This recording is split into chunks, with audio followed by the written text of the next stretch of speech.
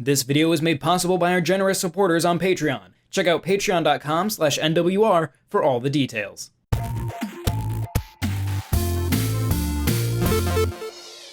The Switch is no stranger to racing games. One might even argue that racing games are one of the Switch's most thoroughly represented genres. Despite this, there are still subgenres of racing not present on the Switch. Near-future arcade rally racer is one of them. VD Dev's Rise: Race the Future arrives on Switch with fresh gameplay and impressive technical makeup. But will that be enough to elevate it above the crowd of racing games already available? As a rally racer, Rise is all about carefully managing your speed as you drift around corners. While a realistic rally racing simulator would see you navigating dirt and gravel tracks, Rise leverages its futuristic aesthetic to push the variety of its game design out a little further. While the winding dirt roads are certainly still present, Rise places a large emphasis on driving on water, as well as a large variety of other surfaces. I do wish they had pushed the futuristic elements out a bit further. Driving on water is a step in the right direction, but it begs the inclusion of more unique driving environments. While driving on water, Rise feels like a unique game, but once you're back on land, it can be hard to spot the futuristic elements. Let me drive on lava, or an entirely different planet with strange gravity.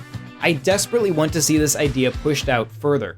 Each surface type has its own characteristics, forcing you to quickly adapt to driving throughout each course. Every minor adjustment you make to your speed will have an impact on how you take a corner. This is unfortunately one area where the Switch runs into an unavoidable issue. Unlike the PS4 or Xbox One, the Switch uses digital triggers rather than analog. This means when you press ZL or ZR, the Switch returns a simple binary response. You are either pushing the button or you aren't. An analog trigger, on the other hand, can return a value equal to the amount of pressure you're putting on it.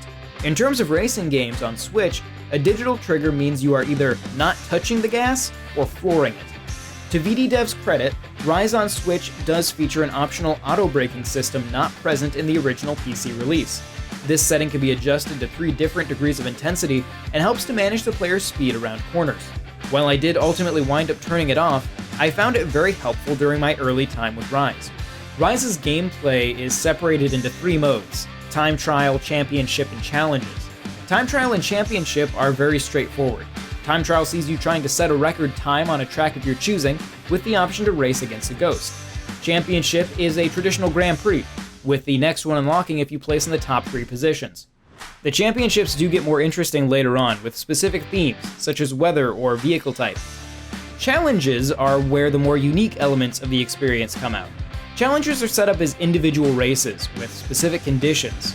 Completing a condition will earn you tokens, which unlock new groups of challenges along with new cars for you to use in this or any other mode. The conditions of these challenges range from simple objectives like win the race, to more interesting ones like never drop below 50 miles per hour. It's worth noting that all of these modes are single player only. There are no multiplayer options, which is certainly disappointing. There are no online leaderboards either, making Rise a decidedly solo experience. That being said, the large number of tracks, cars, and challenges mean that while you'll have to play alone, you'll certainly have plenty to do. Last week we released a video covering the technical elements of Rise in depth. To quickly sum up, Rise is a very technically impressive game. It compares very well with the PC version at maxed out settings. While it isn't able to hit the 60 frames per second mark like Mario Kart 8 or Fast Racing RMX, I'd still say it's one of the best looking racers on Switch. Whether playing docked or portably, Rise certainly makes a name for itself in this regard. Rise: Race the Future is a fantastic racing game at its core, that is held back by only the limits of its own ambition. While it would certainly benefit greatly from a further exploration of its own mechanics and perhaps multiplayer, it remains a very fun and technically solid racer that can more than hold its own against the system's very best. Thank you very much for watching, and if you enjoyed this video, consider subscribing to Nintendo World Report TV and check out NintendoWorldReport.com for a whole lot more. You can also join our Discord using the link in the description, and stick around for info on our Patreon.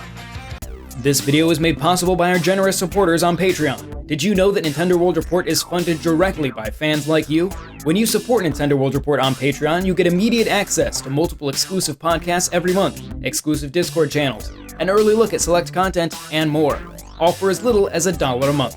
Check out patreon.com/NWR for all the details.